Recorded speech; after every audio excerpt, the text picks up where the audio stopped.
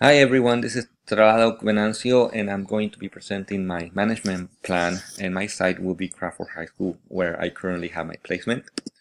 About 3 weeks ago, I went to the National Council of Teachers of Mathematics conference.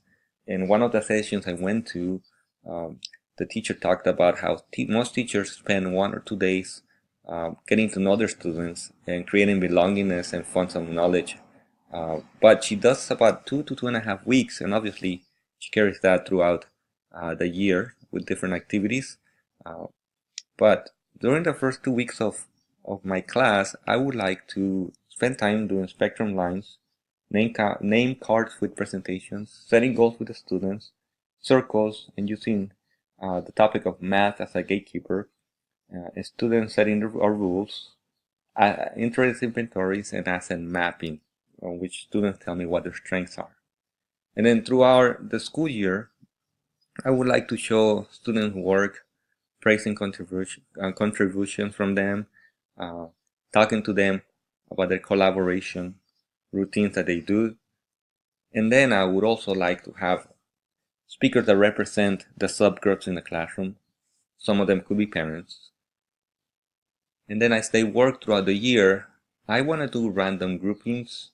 I also want to set groups when they do bigger projects, but by doing this, Flippity is a website where random groupings are done. Students are able to kind of understand that collaboration with people who they don't work with is really good. And then I want to bring mathematics from contributions by diverse mathematicians. And then I also want to partner with local nonprofits to create projects. For example, my friend does refugee tutoring. She started a setting of refugee tutoring, and if they meet at Ibarra, it's pretty close to our site. Students can get create belongingness by giving back to their community. This is how my classroom would look like. As you can tell, I have the whiteboard here, teacher's desk, and other whiteboards around the classroom. I'm going to use those whiteboards for students to get up and do work and see each other's responses. These desks are pretty cool because they're triangular. This one right here is actually two of them put together, and they allow for cognitive and social constructivism arrangements, because in one place students can think independently or in pairs, and then they can also be modified to have groupings of 4. I have a storage room here where I will place my computers and all my materials. And then I also have a Hall of Fame just over here, and my legal right here on the left side. All my legal requirements. The beginning and ending of class. The beginning of classroom, I would like to greet students at the door. I want to foster growth mindsets through warm-ups. For example, there's a warm-up activity called My Favorite No, on which students get index cards, and after they finish their work, I select which ones are my favorite no, and I ask the class, why is it? What was the mathematical idea I love about that? And what that does, it creates status with the students who, even though they got the wrong answer, they had some really good math thinking behind them. Then there's other warm-ups such as which one doesn't belong. My ending routine, I want to end giving high fives at the door.